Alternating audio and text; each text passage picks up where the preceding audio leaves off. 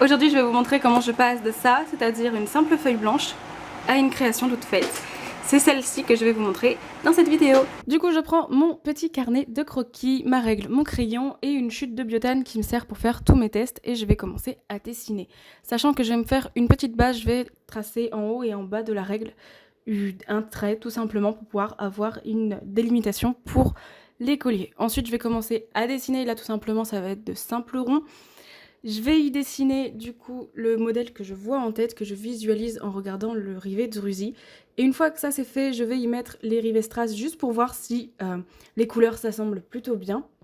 Et ensuite je vais les rajouter sur ma lanière de biotane pour voir le rendu, on va dire, final, entre grosses guillemets, si ça correspond avec le biotane noir. Une fois que j'ai fait ça, je vais récupérer tout ce dont j'ai besoin pour faire le collier, c'est-à-dire 2 rivets à tête ronde, les rivets strass, les rivets Druzy et la bouclerie en argent.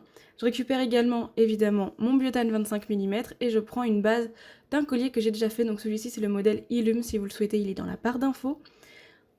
Et je vais commencer à dessiner déjà le trait pour pouvoir savoir où je dois couper pour commencer.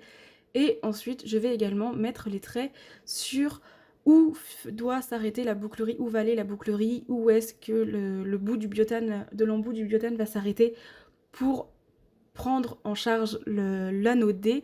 Et je vais également faire les petits points pour les œillets qui arriveront plus tard.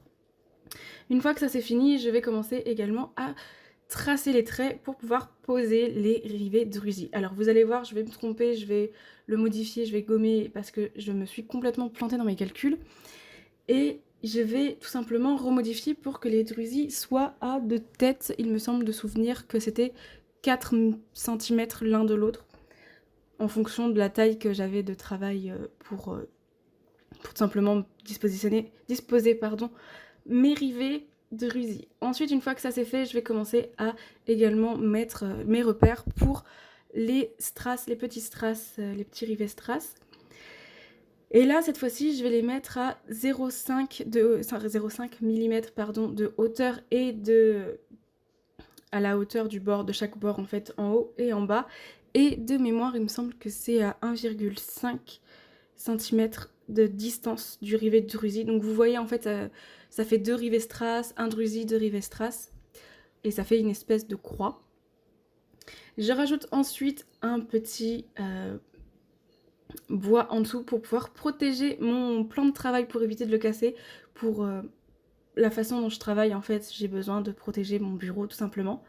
Et une fois que j'ai fait tous les trous, je vais pouvoir commencer à assembler le collier. Donc j'y mets les rivets Druzy et les rivets strass et ensuite je vais mettre les petits cabochons qui sont juste derrière.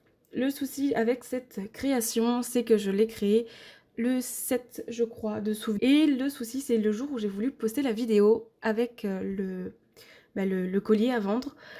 Une autre boutique a proposé exactement le même, donc j'ai dû le modifier, je vous le montre à la fin, vraiment à la toute fin, vous verrez que ça a été modifié, il y a beaucoup moins de Druzy et il y a plus de strass. Je vous montre également à ce moment-là à quoi ressemble le rivet Druzy, même si la vidéo ne lui rend pas hommage.